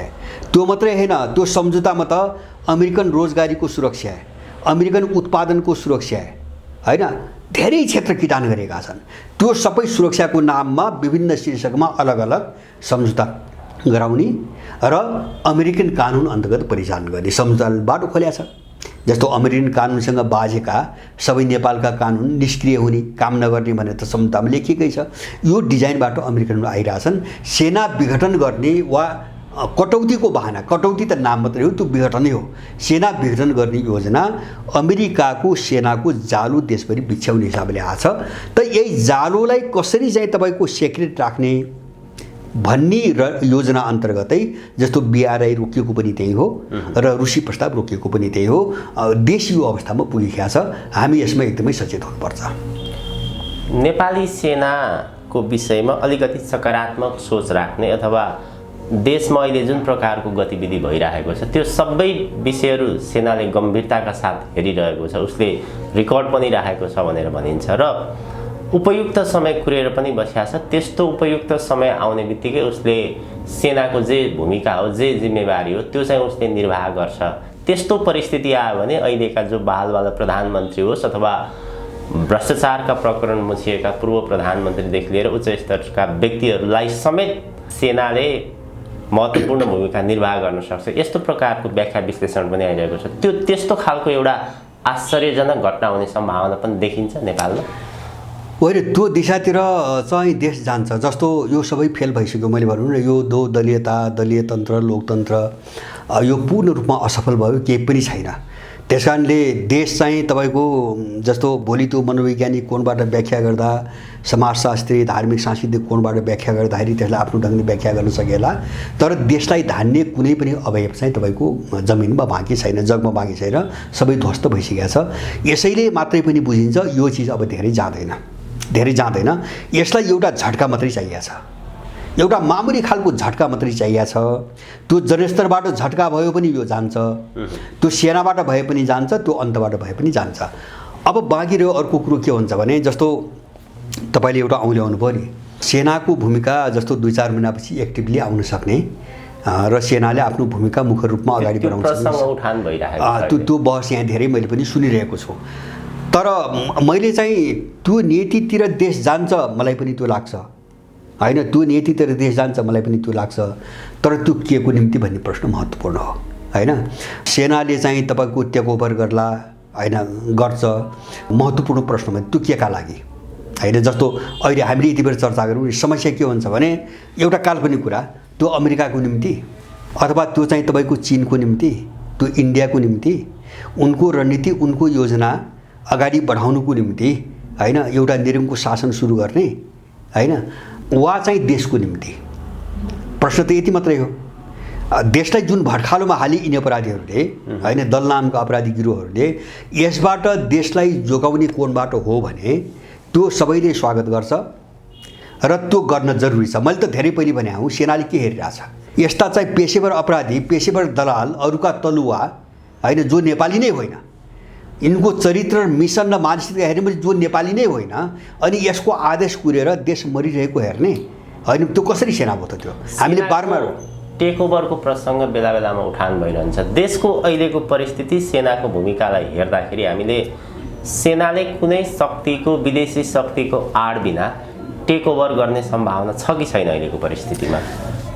मैले टेक ओभर गर्ने मैले सम्भावना देख्दिनँ अहिले। मैले अघि नै भने मैले त्यो सम्भावना देख्दिनँ। त्यही भएर मैले जोखिम कहाँ देखिरहेको छु भन्छ भने जस्तो टेक ओभर गरे पनि मैले जोखिम कहाँ गरिरहेको छु भन्छ भने के भनेपछि सेनाभित्र एउटा शुद्धिकरण जस्तो सोचमा विचारमा अहिलेसम्म भनौँ न त्यहीभित्र पनि त गलत मान्छे छन् नि। शुद्धिकरण त त्यहाँ पनि हुनु पर्यो हैन। विदेशीसँग लसपस सारा उनको खाने दुनियाँभरि चाहिँ एउटा चाहिँ देश विरोधी गतिविधि यो त सबै त त्यहाँभित्र पनि छ। अब सबै शुद्धिकरण त भोलि देशको निम्ति एउटा राम्रो भूमिका खेल्नको निम्ति त शुद्धिकरण त त्यहाँ पनि हुनु पर्यो।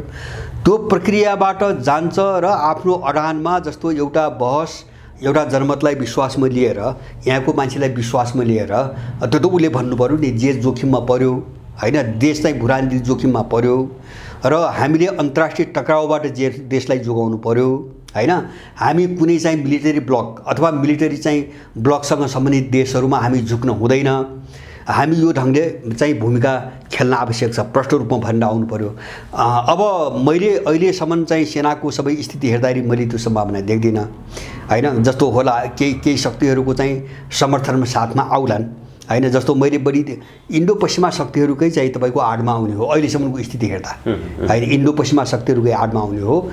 अब त्यसरी आएर गलत ढङ्गले मुभ गर्यो भने मैले भने सेना चाहिँ रहन्ला। यो उसले यस्तो गलत सपना देख्दै नदेख्दै हुन्छ। इन्डो पश्चिमाको सपोर्टमा सेनाले टेक ओभर गर्यो भने यहाँ कस्तो प्रकारको परिस्थिति सिर्जना हुन्छ अथवा देशलाई त्यसले कस्तो खालको असर पार्छ? जस्तो इन्डो पश्चिमा चाहिँ योजनामा टेक ओभर गर्ने हो भने उनको निम्ति काम गर्नु पर्यो प्रष्टै बुझेको कुरो हैन। जस्तो उनकै निम्ति काम गर्यो उनको रणनीति जस्तो नत्र उनले समर्थन गर्दैन नि। मैले बारम्बार जस्तो राजाको कुरा गर्दा मैले बारम्बार तपाईँसँगै उठाएको छु। जस्तो अहिलेको नेपालको भू राजनीतिमा त्यसलाई पनि मनाउने त्यसलाई पनि मनाउने हैन। चीन पनि मनाउने इन्डिया पनि मनाउने अमेरिका पनि मनाउने युरोप पनि मनाउने रुस पनि मनाउने यसरी सबैलाई मनाउने एजेन्डै छैन नेपालमा। किन उनका बिचमा एकले अर्कालाई निषेध गर्ने लडाइँ छ देशको भू राजनीतिमा। तपाईँ कुन एजेन्डामा सबैलाई सहमत गराउनुहुन्छ हैन। यस्तो ढङ्गले केही पनि आउँदैन नेपालमा। न सेना टिक्छ न त्यो राज संस्था फर्कन्छ यस्तो भूमिकाले। अब यही चिज नबुझ्दा वा चाहिँ तपाईँको एउटा गलत पुरानो स्कुलिङ हुन्छ नि। जस्तो अहिलेसम्म जो चलायो नि यिनीहरूले हैन चम्चागिरी गरे जस्तो गर्ने अब खुसामत गरे जस्तो गर्ने हैन लिपापुती गरे जस्तो गर्ने अनि चाहिँ काम चलाउने जो थियो नि परिस्थिति मैले भने परिस्थिति असामान्य भइसकेको छ। अब यो केही पनि चल्दैन।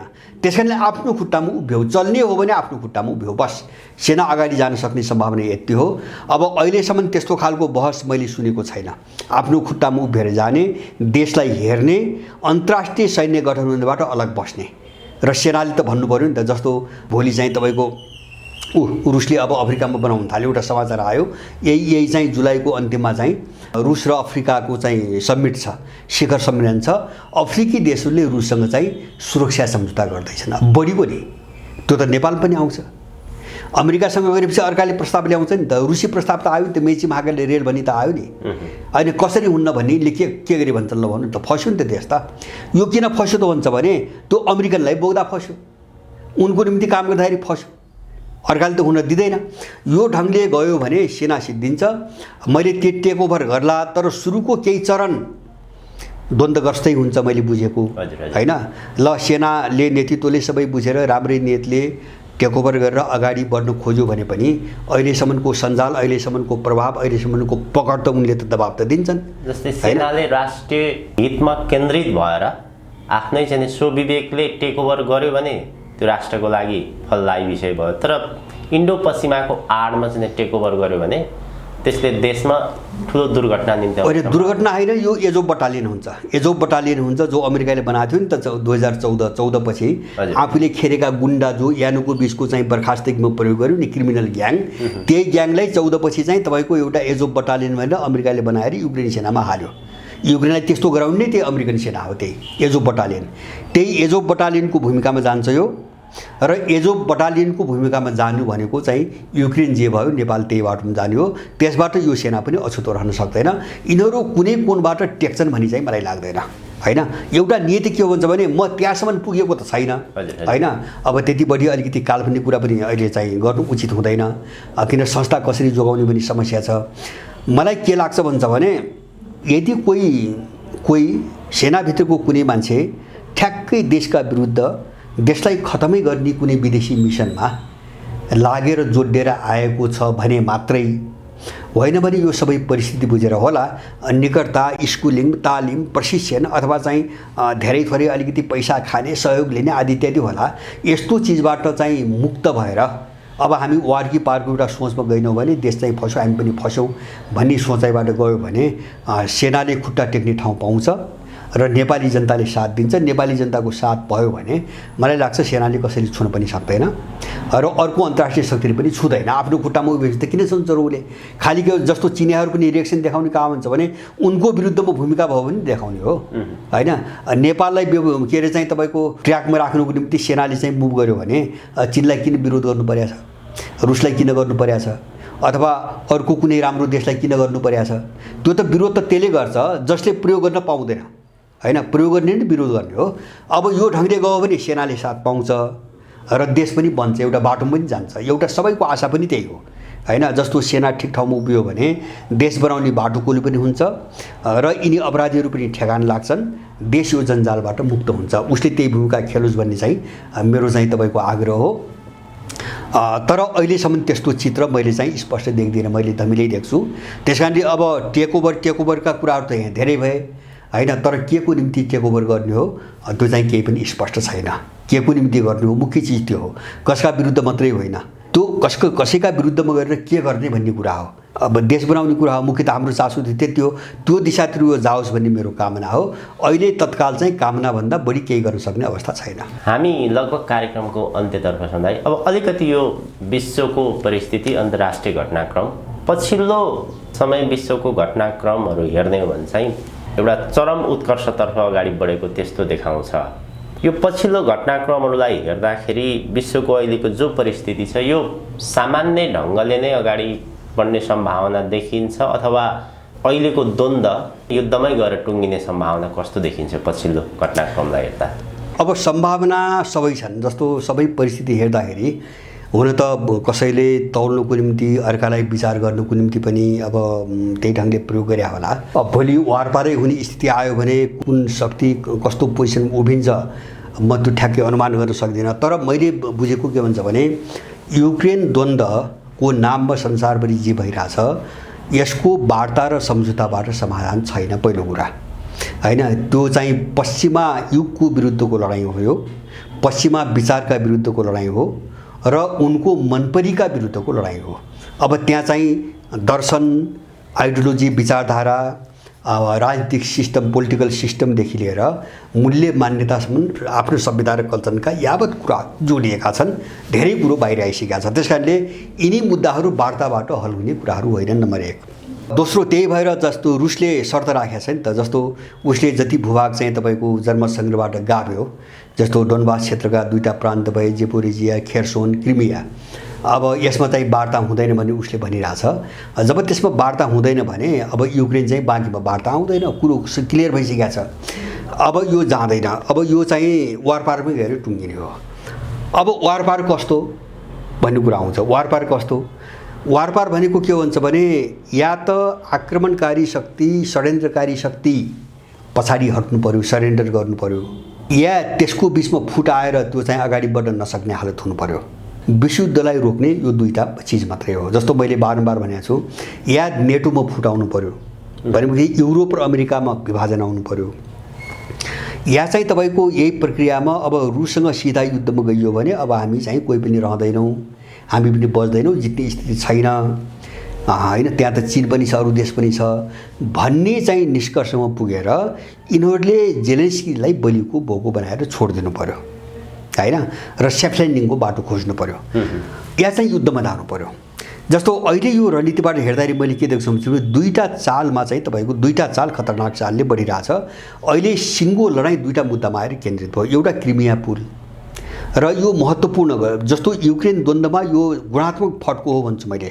एउटा क्रिमिया पुललाई निशाना बनाउन लगाइरहेछ, बेलायतमाथि आरोप लगायो रुसले, यो अक्टोबरपछि यो दोस्रो पटक चाहिँ अस्ति हमला गर्यो। दोस्रो अमेरिकाले दिएको क्लस्टर बम। अब यो एङ्ग्लो सेक्सनको यो रणनीति बुझौँ पहिले हामीले। जस्तो अहिले चाहिँ क्रिमिया पुलमाथिको आक्रमण बेलायतले दिएको लामो दूरीको क्षेप्यास्त्रबाट भएको भन्ने छ, र अमेरिकाले क्लस्टर बम दिँदैछ। अब यो रणनीति के हो भन्छ भने जस्तो क्रिमिया पुललाई चाहिँ तपाईँको हमला यस कारणले गराइएको छ कि जस्तो पुल नष्ट भयो भने रुस र जो युक्रेन जो भूमि छ त्यसको बिचको सम्बन्ध टुट्छ। उता डोनबासबाट छ तर चाहिँ सिधा र छोटो दूरी चाहिँ सम्बन्ध टुट्छ एउटा। दोस्रो चाहिँ तपाईँको ब्ल्याक सीमा कृष्ण सागरमा रुसको जो विशाल उपस्थिति छ अब त्यो एकदम कमजोर हुन्छ र त्यहाँ चाहिँ अर्को पक्षले कब्जा गर्छ, र अब त्यो कृष्ण सागरको जो सैन्य शक्ति हेर्ने जो चाहिँ केन्द्र हो त्यो सेभेस्तोपोल भन्ने क्रिमियाको एउटा ठाउँमा छ। त्यो सेन्टर कमजोर हुन्छ, त्यसले काम गर्न सक्दैन। अब एक खालले रुस चाहिँ सामरिक रूपमा एकदमै कमजोर ठाउँमा आइपुग्छ। त्यसकारणले अब त्यो स्वीकार रुसले कुनै पनि हालतमा गर्दैन। त्यसकारणले रुसलाई कसरी आक्रामक बनाउने भन्नेमा चाहिँ उनीहरू लागिरहेछन्। एङ्ग्लो सेक्सन ग्रुपको कुरा गर्दैछु मैले। जस्तो दोस्रो चाहिँ तपाईँको अमेरिकाले क्लस्टर बम दियो।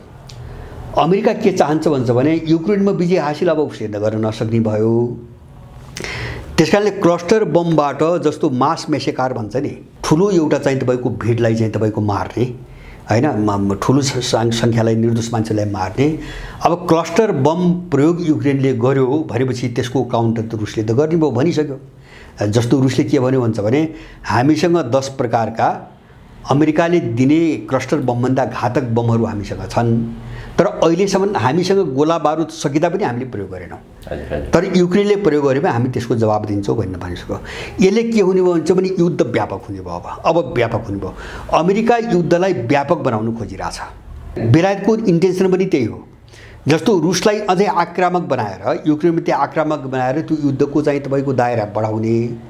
जस्तो क्लस्टर बम चाहिँ युक्रेनले प्रयोग गर्यो भने त अब रुसले पनि प्रयोग गर्ने भयो। अब त्यो कहाँ जाने भयो भन्छ भने युरोपतिर फैलिने भयो। त्यसकारणले अमेरिकन र ब्रिटिसहरूको योजना युक्रेन चाहिँ तपाईँको द्वन्द्वलाई युरोपसम्म फैलाएर पश्चिमी युरोप र रुसका बिचको लडाइँमा परिणत गरिदिने भन्ने चाहिँ एउटा रणनीति उनीहरूको। जसरी पनि यो गर्ने भन्ने छ। अनि उनीहरू कहाँ लागेका छन्, जस्तै अमेरिकन कहाँ लागेका छन् भन्छ भने युक्रेनबाट अब पन्छिनै पर्छ। अब धेरै लम्ब्याएर चाहिँ जोखिम पनि मोल्ने र खर्च पनि बढी भयो होइन। उसले तर्क के गरिरहेको छ, हामीसँग गोला बारुद नभए हुनाले हामीले चाहिँ क्लस्टर बम दिन्ला हो, हामीसँग गोला बारुद छैन, सक्यो भन्ने भन्छ होइन। त्यो हुन पनि सक्छ, उसको अर्थतन्त्र पनि डामाडोल छ। अब उसले क्लस्टर बम किन दियो भन्छ भने जस्तो त्यो विस्फोटक भयो भने त जस्तो अहिले पनि हिजो मात्रै पनि एउटा समाचार आएछ, यत्रो सहयोग हुँदाहुँदै काउन्टर अफेन्सिभ भनेर जो चाहिँ लडाइँ अगाडि बढ्यो त्यो किन फलदायी भएन त्यसको जवाब दिए भनेर अमेरिकाको अज्ञात सूत्र भनेको छ। अज्ञात सूत्र भनेको छ तपाईँको सिएनएनले एउटा समाचार ल्याएछ हिजो। उसले चाहिँ पोल्यान्डसँग प्रष्टीकरण मागेको छ अमेरिकाले, यसको जवाब दिए। काउन्टर अफेन्सिभ यत्रो चाहिँ ऊ दिएर पनि सहयोग दिएर पनि किन सफल भएन, अगाडि बढिरहेको छैन। माने अमेरिकनहरू कुनै दोष लगाएर त्यहाँबाट पन्छने दाउमा छन् होइन। लडाइँ युरोपतिर सल्काइदिने होइन, आफू पन्छने। र त्यो पन्छिने रणनीति कहाँ देखिन्छ भन्छ भने जस्तो आर्थिक रूपमा, सामरिक रूपमा त अमेरिकन धेरै टाढा छन्, सुरक्षित पनि छन्। अब त्यो त या त चिनीसँग लड्नु पर्यो या रुसीसँग लड्नु पर्यो, होइन भने उनको देशभित्र कुनै लडाइँ हुने सम्भावना अहिले पनि छैन अर्को पक्षसँग। तर उनी कहाँ जोगिरहेछन् भन्छ भने आर्थिक रूपले कसरी बस्ने, त्यसपछि युद्ध भड्कियो, युद्ध फैलियो भने आर्थिक रूपमा कसरी जोगिने भन्ने एउटा रणनीतिमा अमेरिकनहरू हिँडिसके होइन। जस्तो त्यसको निम्ति उनले ताइवानलाई मझधारमा छोडेर अहिले होइन जो सनसनी ल्याउन खोजिरहेको थिए नि, अब त्यो मझधारमा छोडेर अहिले ठ्याक्कै चीनसँग सम्बन्ध सुधार गर्ने एउटा अभियानमा उनीहरू लागे। एकपछि अर्को लगात प्रत्येक महिना चीन धाइरहेछ अमेरिकन, होइन, चीन धाइरहेछ। र त्यो मात्र होइन, हिजो अस्ति मात्रै हेनरी किसिन्जरलाई पनि उनले पठाए। भनेपछि अमेरिकनहरू यो किन गरिरहेछन् भन्छ भने युरोपको अर्थतन्त्रसँग उसको व्यापारिक सम्बन्धले मात्रै टेक्दैन, उसको बजारको त्यति घनिष्ठ सम्बन्ध छैन, किन युरोप पनि विकसित छ। अब अमेरिकी मालको ठुलो बजार युरोप होइन, नम्बर 1। दोस्रो कुरो, भोलिको निम्ति जो प्राकृतिक स्रोत साधन हुन् त्यो युरोपमा छैनन्, एकदमै कम छन्। त्यो आवश्यकता पनि पूर्ति हुँदैन।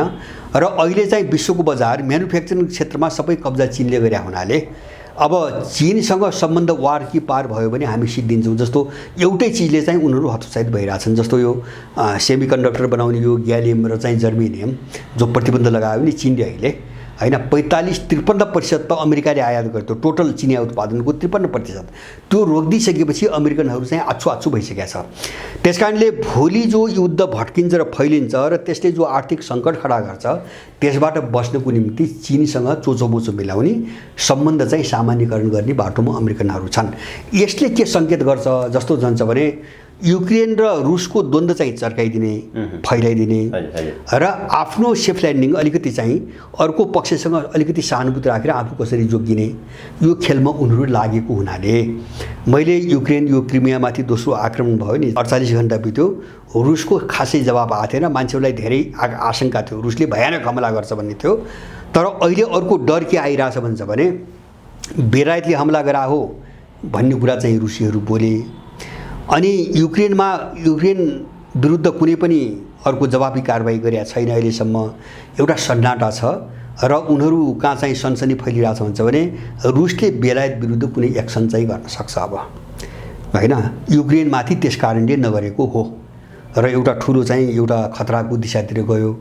भनेपछि यो पछिल्लो समय अमेरिका र बेलायतको जुन प्रकारको भूमिका छ युक्रेन द्वन्द्व चर्काउनमा, अब कुनै न कुनै रूपमा रुसले प्रत्यक्ष रूपमा बेलायत अथवा अमेरिकामाथि हमला गर्न सक्ने त्यस्तो परिस्थिति पनि बिस्तारै डेभलप हुँदैछ अब। एकदम मैले के त जस्तो रुसले एउटा के भनिसकेको छ पहिले भन्छ भने यदि परमाणु हतियार प्रयोग गर्नु पर्यो भने हामी युक्रेनमा गर्दैनौँ, रुसीहरूले 2-3 पटक भनिसकेका छन् र त्यो गर्दैनन् पनि, होइन। किन चाहिँ ऐतिहासिक रूपमा हेर्ने हो भने त तपाईँको त युक्रेन र रुसी भने त भाइ भने जस्तो हो क्या, होइन, उही 2 भाइका सन्तान भने जस्तो हो। अब त्यस कारणले उनीहरू परमाणु हतियार युक्रेनमा प्रयोग गर्दैनन्। तर अहिले अमेरिका र बेलायतको भूमिका कस्तो भयो भन्छ भने युक्रेन जेलेन्स्कीलाई चाहिँ घातक चाहिँ हतियार दिने, अब रुसमाथि ठुल्ठुला हमला गराउँदै जाने भएपछि त्यसको जवाब के दिने त? जवाब त दिनु पर्यो। अब त्यो जवाब दिने क्रममा अब रुसले सिधै बेलायतमाथि नगर्ला अहिले, तर बेलायतका विश्वभरि विभिन्न स्टेसन त छन् नि, उसको कुनै आर्थिक संरचनाहरू होलान्, कुनै सैन्य संरचना होलान्, कुनै क्या होलान्। तर यो दिशातिर रुसले चाहिँ तपाईँको आक्रमण अगाडि बढाउँछ वा त्यसरी कुनै शक्ति प्रयोग गर्छ भन्ने सम्भावना देख्छु मैले। अब त्यस्तो भयो भने यो चाहिँ तपाईँको भट्किने एउटा निश्चितै भट्किने हो। तर मैले विश्वयुद्धमै जस्तो त्यो दिशातिर चाहिँ तपाईँको जाँदैन मलाई के लाग्छ भन्छ भने यो लुटेरा साम्राज्यवादी कस्तो हुन्छ भने यो दुनियाँलाई मारेर दुनियाँलाई लुटेर मोज गरेको वर्ग कस्तो हुन्छ भने यो मृत्युदेखि सबभन्दा चाहिँ बढी डराउँछ, कायर हुन्छ। किन सबैलाई लुटेर चाहिँ यो चाहिँ मोज गरिरहेको हुन्छ, आफ्नो श्रम गरिरहेको हुन्न। त्यस कारणले यिनलाई जिन्दगीप्रति ठुलो मोह हुन्छ। अब त्यो परमाणु युद्धमा गएर त आफू पनि सकिने हो, त्यो रुस मात्रै सकिने त होइन, त आफै पनि सकिने हो। अब आफू सकिने चाहिँ तपाईँको शर्तमा यिनी युद्धमा आउँछन् मलाई त्यो लाग्दैन उनको चरित्र हेर्दा, होइन।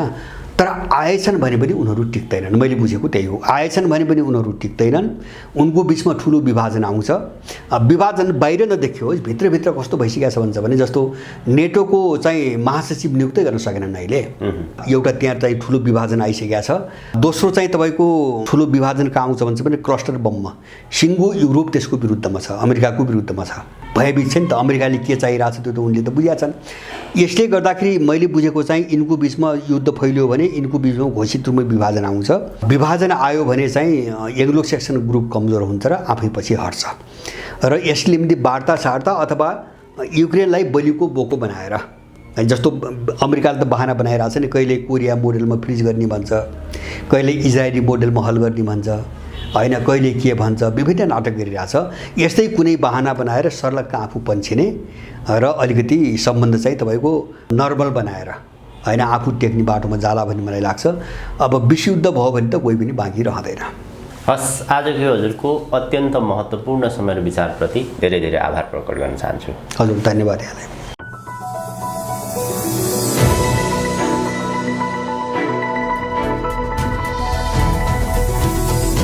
हिमाल अनलाइन टिभी।